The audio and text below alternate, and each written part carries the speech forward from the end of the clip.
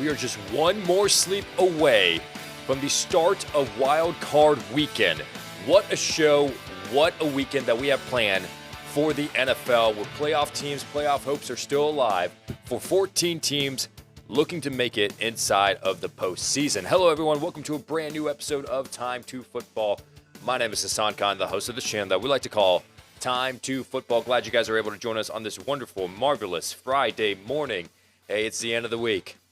It's the end of the week, and like I mentioned, just one more sleep until we have playoff football here today, here this weekend. As a matter of fact, we've got Saturday, Sunday, and Monday night football left to be played this weekend. We encourage you guys to continue to join us in the live chat as we are streaming this show on YouTube as well as on iTunes. We are putting the audio of this up on iTunes for you guys to enjoy later on. So I encourage you guys to listen to us on the go as well if you don't want to stick around and watch an hour-long show. But what we got planned for you guys here today is a regular Friday show. We always talk about PredictionStrike. We talk about PrizePicks. Those are a couple of our sponsors. And if you guys haven't jumped in already, listen, you got to be the 25, 30 people or so. I mean, I would say closer to 50, maybe even, that have joined PredictionStrike and PrizePicks, that have tuned into this channel. And they're all saying, all 50 of them are saying, this is a lot of fun. I want to continue to play this. And on every Friday's show, we give you advice on who to buy and who to sell in the stock market of fantasy football, because fantasy football is over, but we still do Fantasy Friday. Because, hey, even if you're having that craving where I need to play fantasy football, I need to do something, hey, bet your own money. It's a little bit of a risk, but we're here to help you make some money, and you guys that have tuned in have made some money with our advice. As well as PrizePicks, you just pick the overs and unders on fantasy football projections, which we're going to get into all that later on in the show and explaining that much more in depth. But first, we have to get you guys caught up on NFL news and notes and things that are going around the league. All right, so what's happening here? What's going on? Let's go ahead and get into first talking about David Culley, the Houston Texans head coach. So, listen, there is Black Sunday. There's always Black Monday. The Monday after the regular season is over, the teams say, okay, we want to fire our coaches. That's known as Black Monday. So we know about Black Monday. That was a thing.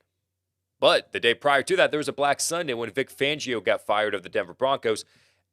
And then after Monday, you even had the Black Tuesday when Joe Judge got fired. Maybe it was Black Wednesday. No. It was Black Monday where a lot of the head coaches got fired, including Mike Zimmer. Vic Fangio got fired on Sunday, known as Black Sunday. Black Tuesday, Brian Flores got fired. Black Wednesday, Joe Judge gets fired. Black Thursday, David Culley of the Houston Texans gets fired after one season, putting up a 4-13 record for the Houston Texans. What we're going to have? We're going to have Black Friday. Get it? Because that's actually a thing. But David Culley is no longer the Houston Texans head coach. And I mean, okay, here's the thing. There are some coaches out there that can have a very bad season and their job is safe because it's their first year. Dan Campbell, bad season, but it's his first year. Like, the players love him. He was competitive in games. Cool. Well, David Culley, from what I hear, the players loved him. I mean, I don't know fully behind the scenes what's going on, but the players loved him behind the scenes. I mean, also on top of that, you had the NFL world respect him. You had him be hired. He's like a more tempered-mannered, calm, cool, collective coach. Although behind the scenes, you heard him ripping into his staff. Like, there's a video out there somewhere. I haven't been able to find it, but there's video footage out there that say, like, yeah, there's David Culley yelling at his staff after a blowout loss. But he got let go. So even though there are some first-year head coaches that have bad seasons like Dan Campbell, you kind of expect Dan Campbell to stick around. Whereas David Culley, in the beginning, this was not the best hire. Not the best hire. The Houston Texans, they panicked. They let go Bill O'Brien midway through the season, and then they needed a head coach. And they were going through that whole Deshaun Watson drama, and he was upset with the Houston Texans because they did not give a shot to Eric Bieniemy the offensive coordinator of the Kansas City Chiefs. They didn't give him an opportunity to interview him. He was upset about that. So, in response, the Houston Texans, in the most PR move ever, hires David Culley. Why do they hire David Culley? Because Deshaun Watson, some of the issues that he has with the Houston Texans is the ownership is like racial injustice and those kind of issues. So the Houston Texans thought it was fitting to hire an African-American coach to kind of be like, hey, listen, Deshaun, we didn't get Eric Bieniemy, but we got you this other guy. Why don't you stay with us? And it backfired. He still didn't want to play with the Houston Texans, even though David Culley tried to reach out to him. Listen, I'm the head coach. Is this what you want? He said, no, I'm leaving. So, yeah, David Culley was doomed from the beginning. Unless he had a winning record in the NFL, nah, it wasn't going to work out for Culley. So he's out as Houston Texans head coach. I'd love to hear your thoughts as well as on David Culley and everything that we're talking about right now. As a matter of fact, let me go ahead and take a break and tune in with you guys in the live chat. You guys are just saying happy Friday. Damian, appreciate that. Yo, Mr. Hassan. Don't have to call me Mr. Hassan will do. Carl. Here we go, baby. Monday morning, boss. Dude, I think the Texans and Dolphins screwed up firing the coaches. All right. Especially just the first season with the Texans. This is from Cole, who's been tuning with us in the live shows for the last couple of weeks or a couple of days. You know, the Texans, I think it's okay. The Dolphins, yeah. I mean, that had to be like something behind the scenes where it's like, all right, there's no way we can fix this. You are gone. Him as a head football coach, he did a great job. David Culley, I understand what you're saying with the first season, but in the beginning, if you knew the story about like I mentioned, I mean, it was. I hate to say it, I really do, but it was more of a PR hire. The fact that all the head coaching candidates, all the top head coaching candidates, have come and gone. They were hired by their teams in 2021, like in the offseason. And the last team to hire the head coach, the Houston Texans. Houston Texans were like, who's available? We need to keep Deshaun Watson. He wanted Eric Bieniemy. And one of the reasons Deshaun Watson is having struggles with the Houston Texans is because he feels like there's some racial injustice matters that needs to be fixed inside of the organization. What if we hire an African-American head coach? Like, I don't want to sound stupid by saying that. I really don't. And I'm not trying to there's just a lot of signs that point towards that. That's just me. That's just me. And I thought that was a stupid reason to hire someone. Like, it's such a stupid reason just because of the color of their skin. But whatever. Like, it is what it is. And then David Culley gets fired. So the Houston Texans did not have a lot of faith in him in the beginning. So it's not that surprising of a move. Although the fact that he got fired on Thursday is kind of surprising. Why not just get rid of him after Monday? But yeah, that's my thoughts on that. Carson Wentz, his future with the Indianapolis Colts is a little bit cloudy. Uh-oh. Hey, 3,900 yards passing, 27 passing touchdowns, 7 interceptions. But general manager Chris Ballard, when asked by the media if Carson Wentz is the guy moving forward, he was kind of non-committal on his answer. Non-committal. And I think this comes in the wake of the loss to the Jacksonville Jaguars, and it was kind of like a collapse. But I don't think it was necessarily Carson Wentz himself. I think a lot of factors went into it. But yeah, they're non-committal. Non-committal. They don't know the future of Carson Wentz. They don't know if he's going to be sticking around in Indianapolis. In my opinion, I think you just got to stick through it. You just got to stick with it. If you follow us on TikTok, we did a little free agency, mock simulation of the Detroit Lions, and we talked about Jared Goff. And I think that Jared Goff is going to stick with the Lions because the free agent market, the quarterback market in the draft, it's just not like you don't want to go out of your way investing in so much capital, like overdrafting for a quarterback when you don't need to, and signing a veteran free agent when you already have a veteran free agent that's much better than any other free agent that's going to hit the market. Like Andy Dalton, Carson Wentz is better. Wentz is better. So, yeah, the Colts, though, however, that's the news. They are non-committal on his future. Head coaching interviews, there have not been any 24-hour updates. We've been updating you guys every single day on who's been completing these interviews, who's requested to be interviewed. No updates on the head coaching interview process right now. If you want any updates on that, on what we talked about, go back to any of our previous live shows and tune in to the NFL news segment, and we'll get you guys caught up on all of that. No COVID-19 news, no significant COVID-19 news either, which is actually a big victory for the NFL and for everyone trying to defeat Omicron. Omicron is running rampant nowadays. Now let's talk about practice news and who's injured, who's going to be out, who's going to be in. So we talked about yesterday for the Tampa Bay Buccaneers, Ronald Jones and Cyril Grayson are going to be inactive. More than likely, they're doubtful to play. But Brashad Perriman has been practicing recently. He's coming back after a hip injury, so he is expected to serve as the number 2 wide receiver. Mix in Scotty Miller, mix in a little bit of Tyler Johnson as well. Shaq Barrett has a knee brace on at practice, but he was limited in practice for the Tampa Bay Buccaneers. And Leonard Fournette is practicing in a limited fashion as well, being activated off of injured reserve, dealing with a hamstring injury. That's the news on the Tampa Bay Buccaneers. But they do sign for depth John Brown off the practice squad or onto the practice squad. So John Brown, a former 1,000-yard receiver, he's very underrated. Had great season with the Buffalo Bills, great seasons with the Baltimore Ravens, with the Raiders. John Brown now finds himself with the Tampa Bay Buccaneers. He's going to be on the practice squad. Could be activated as soon as this Sunday. That's the news on the Tampa Bay Buccaneers. Now, news on the Green Bay Packers, not really worrying too much about this week, but next week. Marquez Valdes-Scantling, the Green Bay Packers held their first practice session on Thursday. He did not participate in practice on Thursday, so just keep that in mind. That could transfer into next week ahead of their playoff game and whoever they are going to be playing next week in the divisional round. But he has a back issue. That's why he hasn't been practicing. Juju Smith-Schuster. You thought he was done. October 16th, 2021. He was placed on injured reserve. Now here we are, January 14th, 2022, saying that Juju Smith-Schuster, outside chance, but has a shot of playing against the Kansas City Chiefs. Juju, back in the lineup, potentially. He was a limited participant in practice. He was activated off of injured reserve, dealing with a shoulder injury.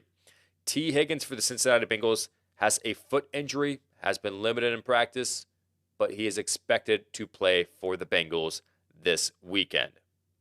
But that's the injury news. That's pretty much it. Just the big news of the players in the last 24 hours that have been practicing and who have not been practicing. Let's see. All right. Now we've got PredictionStrike. Ladies and gentlemen, let's make some money. So the stock market for fantasy football is over, but you can still get your fix.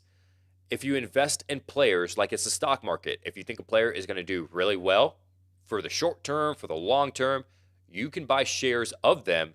And if they exceed their fantasy football projection, their stock price goes up and you make some money. Now, if they don't meet their fantasy football projection, their stock price does go down. You do lose some money, but I'm here to help. I'm going to give you 3 players that you want to invest in, 3 players to buy and 3 players to sell via PredictionStrike, the stock market of fantasy football.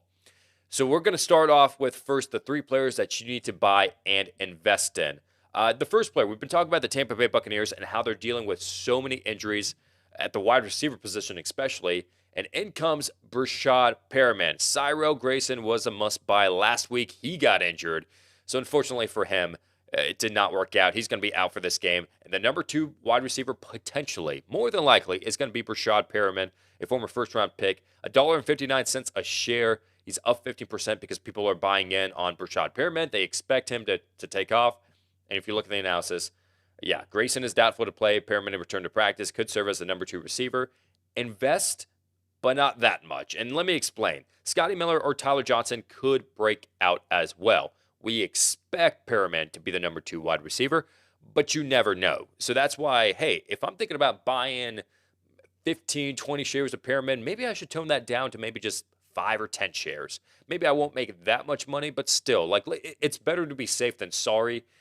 Even though PredictionStrike, you could go all out, and it's not a lot of risk that you're really taking, so you're on a safe side. The odds are in your favor, but still, Brashad Perriman is a player that, yeah, I would invest in, but don't get too happy with them. That's all I'll say. The player number 2 that you want to invest in, that you want to buy for the stock market, it's another wide receiver that is very underrated for the Las Vegas Raiders. That is Zay Jones. We're going to be talking about him throughout the duration of the show, but for PredictionStrike, he's going for $1.54 a share. He is down 6%. Look at the analysis. He's been targeted 7 times or more in 6 of the last 7 games. Actually, as a matter of fact, in the last 5 games straight, he's had at least 7 targets. This will be a high-scoring game. We expect it to be. Derek Carr, number 5 in the NFL in passing yards this season. Joe Burrow up there as well. Jones is set to be a key piece in this passing attack for the Las Vegas Raiders. Back and forth, and he's probably going to exceed his fantasy football projection. I don't know what it is. I think it's maybe like 8, 9, 10 fantasy points.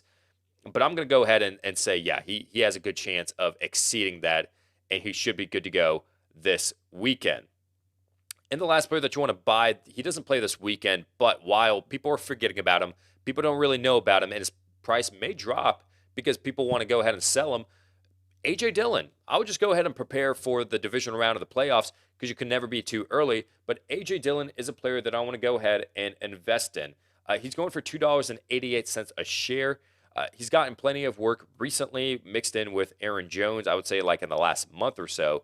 And he would be a good buy during the Packers bye week before the price were to go up. So A.J. Dillon is a player that you want to buy and, later hold on to for this week and watch his price keep on going up and up and up heading into the Packers game. The players that you want to sell, the players that we're not that optimistic on, number 1, Sony Michel. He was a player that we mentioned last week, and he was $1.91 a share last week. We said to sell him before the 49ers game, and now he dropped to $1.61 a share. So hopefully you guys sold him. But look at the analysis. Was a sell last week with the return of Cam Akers. Akers, he only played on 13 snaps last week, but he's expected to be more involved in the offense this week. Michel may still dominate the carries, may still get 15, 20 touches on the ground, but he may not meet his fantasy projection with Akers involved more. I expect Akers to get somewhere close to maybe 5, 10 touches in this game, closer to 10. I would say 8 to 10 touches in this game. And we all know about the talent that Akers has. He's talented enough to be a number 1 running back in this offense. Sony Michel might have been a good plug and play, might have been good for the last few weeks, but as of right now, it's not really looking optimistic, so I'd just go ahead and get rid of him at this point. The next player, and sell high on this player while his price is just way up 24%, that is Devin Singletary. I am not too big on Devin Singletary this week against the New England Patriots. I am very glad that they're finally giving him a traditional 3-down role, and he's evolved in the pass game. Very good back. But his price is $1.67 a share. He's up 24%. He had 39 rushing yards versus the Patriots 3 weeks ago, and then in week 1, he didn't really do much. Or not week 1, but the first week that they played the Patriots in that windy game, he didn't really do much. He's expected to decline this week against the Patriots against a tough matchup. Sell high after a dominant last few weeks. While his price is up in the air, is as high as it'll ever be, it's going to go down after this week. I don't expect a good outcome against the New England Patriots. Devin Singletary is the second player that you want to sell. And then the last player that you want to sell, it is a wide receiver, Tyler Boyd of the Cincinnati Bengals. He's been looking great. He's up to $1.80 a share. He's been great the last few weeks, but he's been a bit TD dependent. His outcome, his projection, his production has come from touchdowns. And in an offense with multiple weapons, when you're fighting for targets, you're fighting for looks, there's no guarantee that he'll have a great output every single week. Jamar Chase, T. Higgins, those guys guaranteed are going to be the number 1 and the number 2 receivers in this offense. There's no guarantee that you're going to score a touchdown. So if you're touchdown dependent, I would just go ahead and sell Tyler Boyd at this point. Sell him high because even though this is going to be a high-scoring game, the fact that he's not guaranteed targets, not guaranteed looks going his way, Tyler Boyd is a player that I'll just go ahead and get rid of at this point. But those are 3 players to buy and 3 players to sell via PredictionStrike, the stock market for fantasy football. Make sure you guys click that link in the description. Use the promo code T, the number 2, the letter F. Sign up, start playing, and if you deposit at least $20, you get a free share of a player as well as I do. So much fun, so worth it. Play the stock market for fantasy football. All right. So that is Prediction Strike. Now let's take a moment to talk about PrizePicks, my dudes. Hey, PrizePicks. This is so much fun. I love PrizePicks. You pretty much just pick the overs and unders of fantasy football projections and stat line projections as well. And if you get it correct, you win some money. If you're incorrect, you lose some money. But I'm here to help. I'm here to give you suggestions on players that you want to take the overs on and the players that you want to take the unders on via their fantasy football projections that's available on this app, PrizePicks, and the website. So click that link in the description, sign up, start playing. Use the promo code T2F. The deposit of up to $100. So you put in $100, they give you $100 that you can use to play on PrizePicks. So much fun. Now we're going to talk about players that you want to take the unders on and overs on. But before we get into that, we show you last week's predictions and how accurate we were in that. So, man, this was brutal. I'll be honest with you, this was brutal because we've been the last 3-4 weeks we've been great. Like we got 4 out of 6 correct, 4 out of 6, 5 out of 6 correct one week, and then last week we only got 2 out of 6 correct. And let me actually show you and explain why. So the red, we missed on that, and that was their projection. Dak Prescott, we said that he was going to get under 250 yards. He got over. He got 295. Ezekiel Elliott, same thing. Trevor Lawrence, Derek Carr, we missed on him. The only ones we got correct were Julio Jones and Davis Mills. And the reason why we were so incorrect were because with Dak Prescott and Ezekiel Elliott, with Trevor Lawrence and Derek Carr, there's no explanation on that. We just missed. With Prescott and Elliott, the reason why we took unders on that is because we thought that they had nothing to play for, the Cowboys. They're going to take their starters out early. And I thought that they were just going to play on a limited snap count. Well, they did play a majority of that game, and they did exceed their projections. So week 18, that's the reason why it's kind of wonky, and that's why we didn't get a lot correct, because the last week of the regular season, it's just so unpredictable, man. So unpredictable with all their starters being out, who's in, who's out. It's just so hard to predict. But now we have a little bit more clarity. It's the wild card weekend, so we can give you some analysis on who's going to be doing well this weekend and who's not. So I'm going to explain a few strategies that you may want to take on PrizePicks in the playoffs. Let me first explain that with Joe Mixon, who's going to be the player number 1 that you want to take the under on. 18 fantasy points is his projection. I'm going to take the under on that because, well, number 1, let's take a look at the stats of Joe Mixon. He hasn't scored over 18 fantasy points in 4 of his last 5 games. So that means in just the last 5 games, he scored over 18 just once. And this is PPR points, might I add. So the reason I want to take the under on that is because during the playoffs, the competition is stiffer. You're going to see a lot of players fail to meet their fantasy football projection. As someone in the live chat mentioned on yesterday's show, be an under hunter, meaning take the under on a lot of these players with high fantasy projections. Joe Mixon is player number 1 that you want to take the under on. Player number 2 that you want to take the under on, we got to go with Devin Singletary again. 60.5 rushing yards is his projection. He's been looking great as a 3-down back for the Buffalo Bills, but I'm going to take the under on that, and I'm 80% confident because the 2 games that he's played against the New England Patriots, he hasn't been rushing for a lot of yards. And this is including him having a 3-down role just 3 weeks ago against the New England Patriots. He only rushed for 39 yards. So I'm going to take the under on that. He may only average 3.5 yards a carry, 4 yards a carry at max. I'm not confident in it. I'm going to take the under on Devin Singletary rushing for 60.5 yards. And the last player, again, don't freak out. He's been doing great this season. He's a fantasy football MVP. But let me explain. It goes back to the strategy of the under hunter. Cooper Kupp is the last player that I would take the under on. And I would not take the under on him if it was maybe 18 fantasy points that PrizePicks is projecting.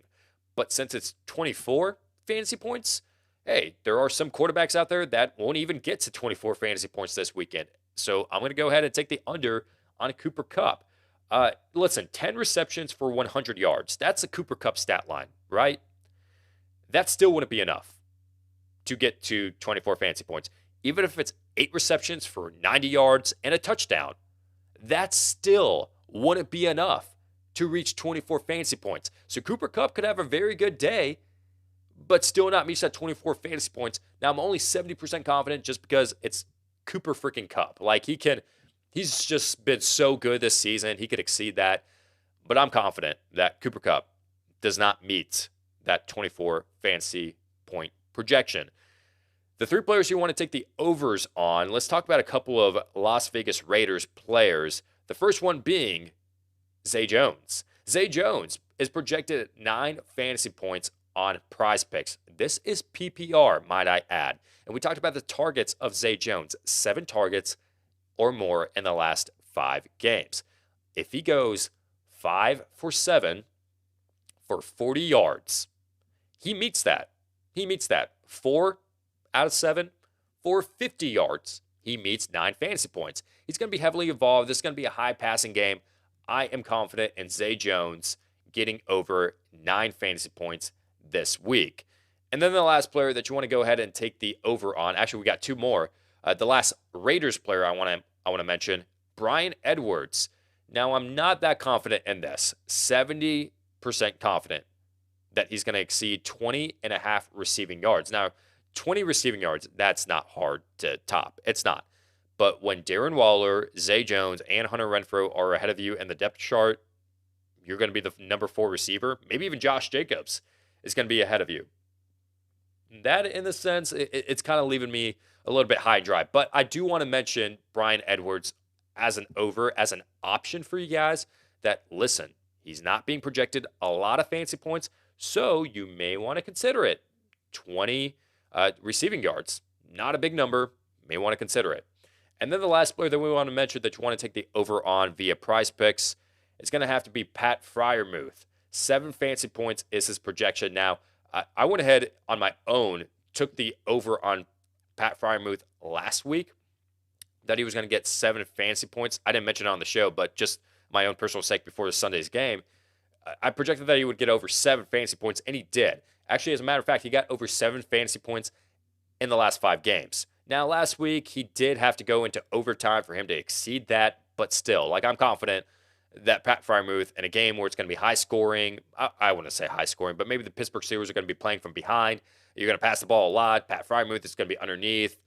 PPR, by the way, so he just needs 3, 4, 5 receptions, and then you're solid for Pat Freiermuth. So those are the players that you want to invest in or buy. I'm talking about PredictionStrike here. Those are the players that you want to go ahead and take the overs on and the unders on via PrizePicks and their projections. Now, what we do on this channel is we don't just talk a big game about it. We actually put up our own money on this website. So I'm going to go ahead and pull up the site over here, and then I'm going to make the picks live on air. So last week you saw me lose money because I only got 2 out of 6 correct. But that's okay. Like, we're going to go ahead and try to turn things around this week. So let me go ahead and put myself in the corner right here. So we have 6 players that we talked about. Now, in one entry, you can have 2 players in one entry, 3 players in one entry, 4 players in one entry. The more players that you have, the more of a risk you take, because the more you have to get correct, but the more money you can win. And at max, we can pick 5 players in one entry. So out of the 6 players, I'm only going to pick 5 of them, and I'm probably going to leave out maybe Bryan Edwards because I'm the least confident in him. But the other 5, I'm going to go ahead and take them in PrizePicks. So first, let's go over here to Fancy Score. And we talked about Zay Jones for sure is someone that we want to take the over on. Joe Mixon is someone that we talked about taking the under on. And they pop up right here on the side. So we can go ahead and say, okay, Zay Jones over 9 fantasy points. Joe Mixon under 18 fantasy points. Cool. Who else do we got? Pat Freiermuth for the Steelers. He plays Sunday night, so he's going to be a little bit down here. There he is. 7 fantasy points is his projection. Pops up on the side right here, so we'll pick the over on that. And then we've got, we got Mixon, Freiermuth, Zay. Let's go with Cooper Kupp. I know 24 fantasy points seems like it's, for Kupp, that seems like a breeze, but again, against the Arizona Cardinals especially, he hasn't gotten over 24 fantasy points. Or actually, he's averaged less than 24 fantasy points in the 2 games that he's played against the Arizona Cardinals. So I'm going to go ahead and take the under on that. And then the last player, Devin Singletary, we can go to stat line projections right here. So let's go up here to rushing yards. And then let's click on Devin Singletary. I think he's going to get under 60.5 rushing yards. So Singletary under, KUPP under, FREIERMUTH over, MIXON under, and Jones over. Now, we can put in as much money as we want, but let's go ahead. On the show, I just put in $10 for a chance to win on 100. If I get all 5 correct, I win $100. If I lose, or if I just get 5 or 4 out of 5 correct, then I still double my money. I still win $20. If I get 3 out of 5 correct, I lose some of my money, but I still get $4 of that $10 back. Like, you'd have to do really bad at this to, lose a significant amount of money. And I also have 75 cents here. Why not? So let me just go ahead and put in $10.75 to make it 107.50 that I could win. Place that entry, and boom, that's simple. Surprise picks. Sign up, start playing. Click that link in the description. Use the promo code T, the number 2, the letter F. Make a deposit of up to $100, and they match your deposit. Give you $100 that you could play on PrizePicks. Fantasy football is over, but during the playoffs, you want to play PrizePicks. All right, now let's get to the live chat. Hey, what are you guys saying right there? What do you guys got for me? Let's see what you guys got.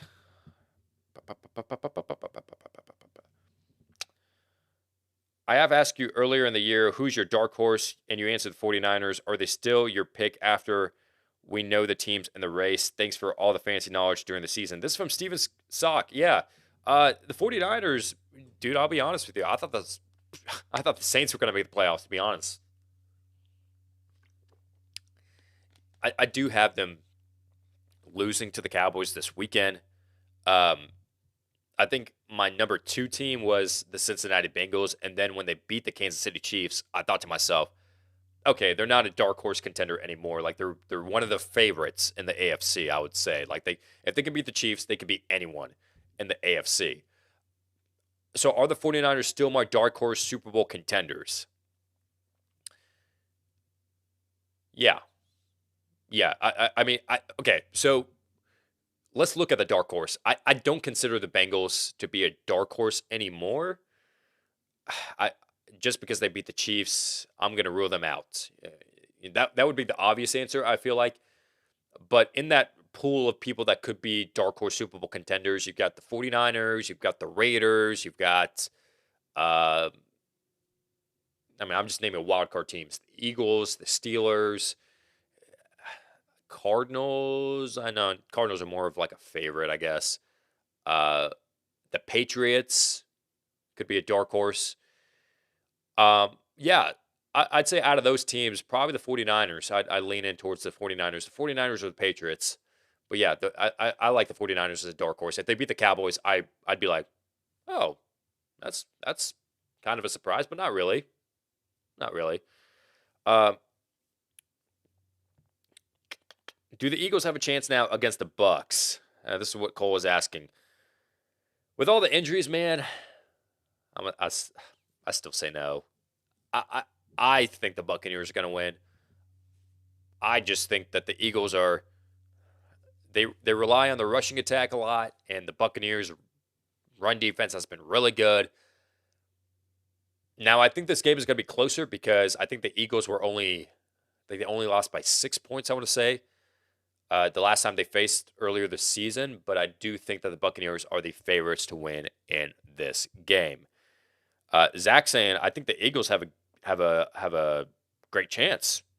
So, okay, yeah, I mean, we'll see. I mean, with all the injuries, this could be a good chance for them. And if the Buccaneers lose, you're going to see Tom Brady and the defending Super Bowl champions take a loss that's not a lot of people expected.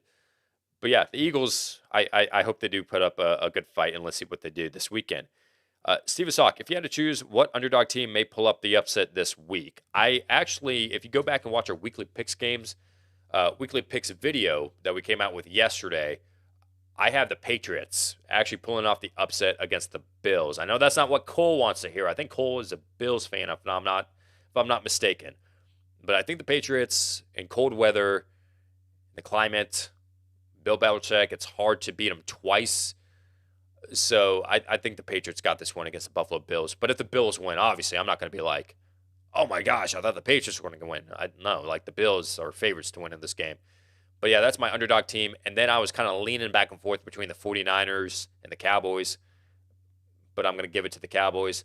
And then the Raiders and the Bengals. That's probably my last one where I'd say, oh, it's kind of up in the air. Like the Raiders could win, but I still favor the Bengals in this one. But if for sure, like the most confident underdog team, I'd say it's the Patriots this weekend on Saturday night.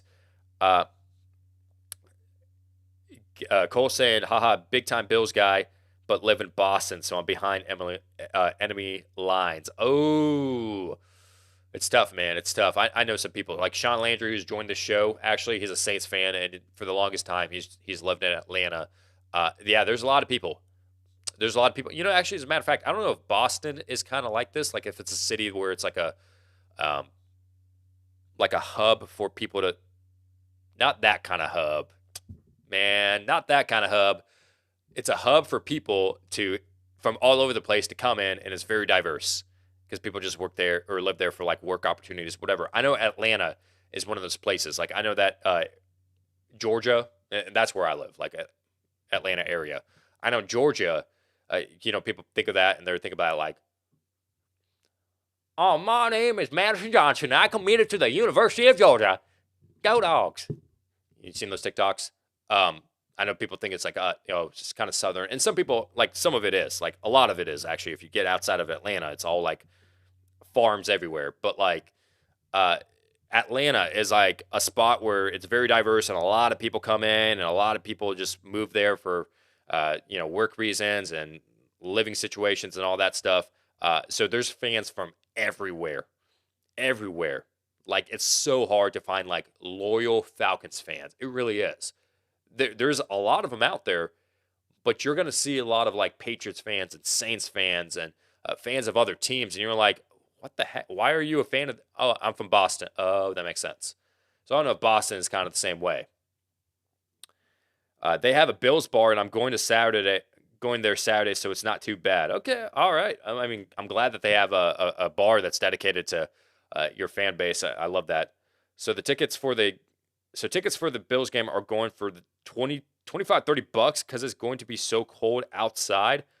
Dude, oh my freaking goodness. Oh, dude, if I had a chance to go to a game, I don't care how cold it is, for 25 to $30, taxes and fees, maybe, I don't know if it's going to cost more, like maybe 40, $50, but still, like I would take up, hey, I'd be like, forget that Bills bar. I'd go to the game. I would be like, let me put on 4 layers. Let me get like 2 pairs of gloves on. Let me like put on the freaking ski mask. Balaclava. One of them is a dessert and one of them is the mask that you wear when you rob stores. I don't know which one is which. I'd just put that on and I'd just be like, yeah, I'm living my best life. I'm on a Bills game, I'm at a playoff game. I'm rooting for my team. But yeah, up to you, man. Obviously, like it's going to be really cold. Steven Saw saying, I lived in New England the last 5 years. Lots of Patriots haters. LOL. Really? Okay. I mean, I guess it makes sense. Like Boston, could be like diverse. Like a lot of people move from different areas, moving there. Well, I mean, I think that the Patriots are. So if you lived in New England, are you a Patriots fan? Because you and Cole have some beef right now in the chat. But yeah, I mean, I picked that the Patriots are going to win in this game. I did. So that's my opinion. I'm going to hang out for one more minute, see if you guys want to chat anything else. If not, I'm going to go ahead and sign off. But I'll hang out here for another minute. See if there's any more NFL news that I didn't catch you guys up on here on this podcast. What do we got?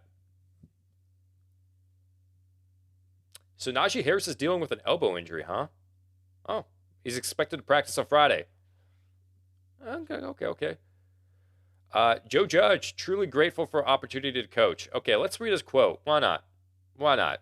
Got nothing else to do. All right. Let's go ahead and read this. Read this real quick. So this is what Joe Judge says after he got fired. As I reflect on my tenure with the New York Giants, I want to express how grateful I am for the opportunity to be the head coach of the New York Giants. Judge said, thank you to the Mara and Tisch families, to the organization, and incredible support and staff, to the fans, proud, loyal fans who rival any fan base in sports with their passion and devotion. It was a privilege to represent these people during the past 2 years. Thank you for showing up week in and week out to support our team. All right, classy. Classy by Joe Judge. Bill Belichick is definitely hiring him again. Hey, Bill Belichick, don't worry. You got your special teams coordinator back. Hey, Joe Judge could be an assistant head coach at this point.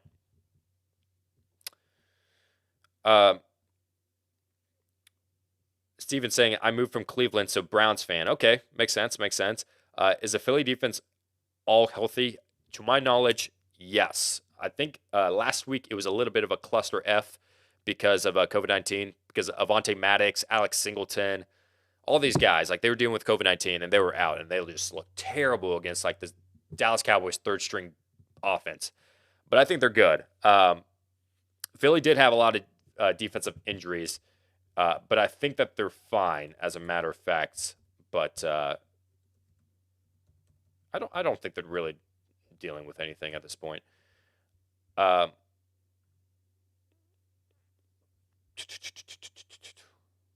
think they're fine. Yeah. You've got, Fletcher Cox is participating in full.